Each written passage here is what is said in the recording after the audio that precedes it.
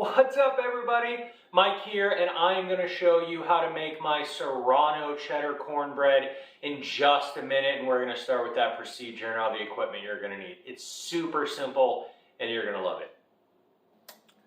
So I'm back to walk you through everything that you're going to need for my super simple cornbread. You can see the equipment laid out around the outside.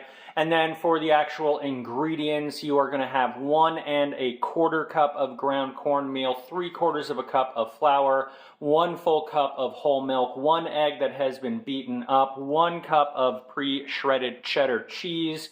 You're making cornbread, don't go crazy on the cheddar cheese here. 2 teaspoons of baking powder, 1/2 teaspoon of salt. We have 1/4 cup of a neutral oil and 1/4 cup of a local honey. Then of course I have some Serrano peppers. Those are going to get chopped up with the knife and the cutting board, tossed into that pan so that they can saute a little, get pre-cooked before they get mixed into the batter. And then I'm going to use some no-stick spray on that baking dish right there so that I can go ahead and pull the cornbread out later on. And you can see that my oven over there is preheated to 375 degrees. So I'm going to go ahead and walk you through the procedure next. So the most difficult thing about this recipe is going to be actually cutting and pre-cooking your Serrano peppers. Now, if you don't want this much heat, you can go ahead and use a jalapeno or 2, but I want a little bit of heat because that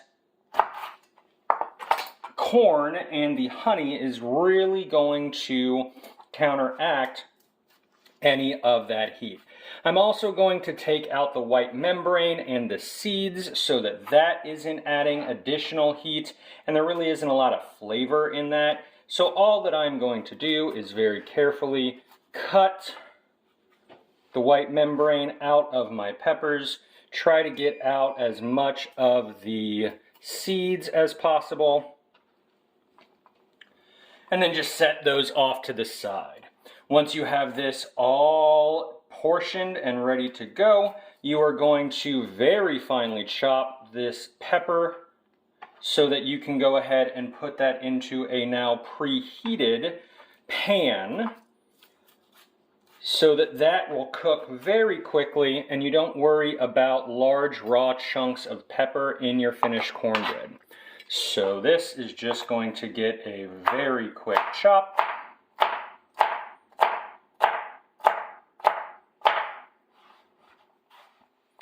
And then I'm going to go ahead and cook this down, and I'm going to walk you through the next steps shortly.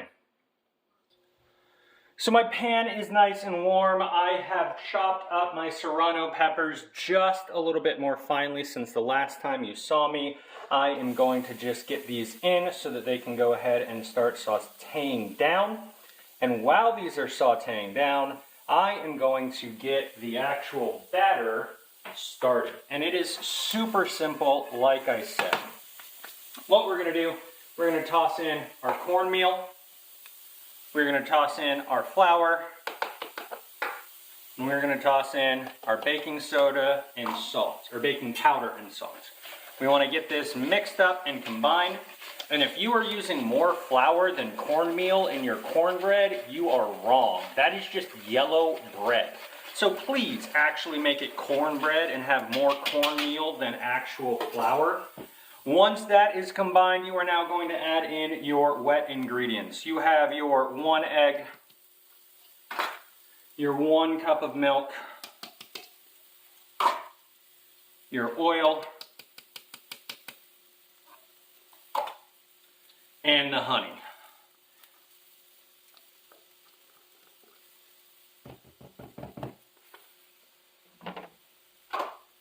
You're going to get this all combined.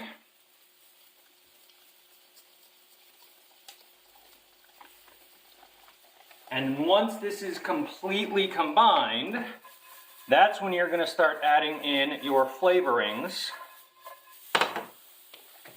of your cheese and your peppers.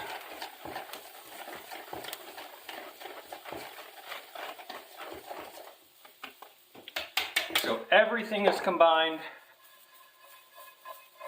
My peppers are starting to saute. I don't want them to cook all the way down, but they wouldn't be able to cook enough in just the batter in the oven. So now that the batter is combined, I put my cheese in, I toss my peppers in, and we are going to mix this once again.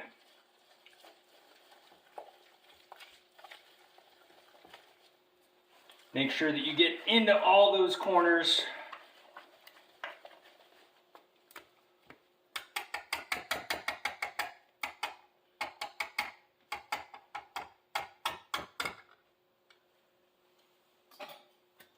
And now you are going to grease your baking pan, and you want to just put all of that batter right into your greased baking pan.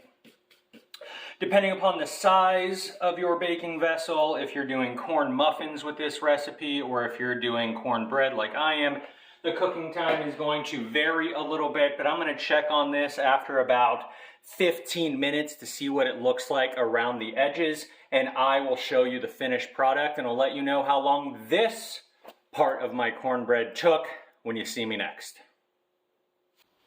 15 minutes later, and I want to show you what this looks like. It's not quite done, but it's almost there. You can see that it is starting to set around the outside, but it's not quite golden enough. So I'm going to put this back in for about 3 more minutes so that it gets a little crispier around the outside, and I'm going to show you that final cornbread whenever it is done and ready to cool down. So we are a little over 3 minutes after I showed you the first part of the bake. I'm going to go ahead and pull out my cornbread now, and it has gotten darker slightly around the outside, and we can see that there is some pulling away from the edges there. That's what we're looking for with this cornbread. I'm going to let this sit and cool for about an hour before I tear into it, and I'm going to show you this finished cornbread right before I destroy it. And that is how you make my Serrano cheddar cornbread. I have some butter that is melted over it. I put a little bit of salt on top of it, but now I'm going to tear into this.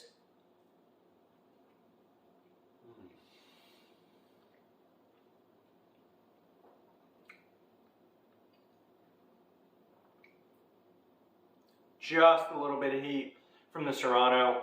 I can taste the cheddar. And the butter, of course, is delicious as it always is. And I'm going to absolutely demolish this piece of cornbread off camera, but I hope you enjoy it when you make it.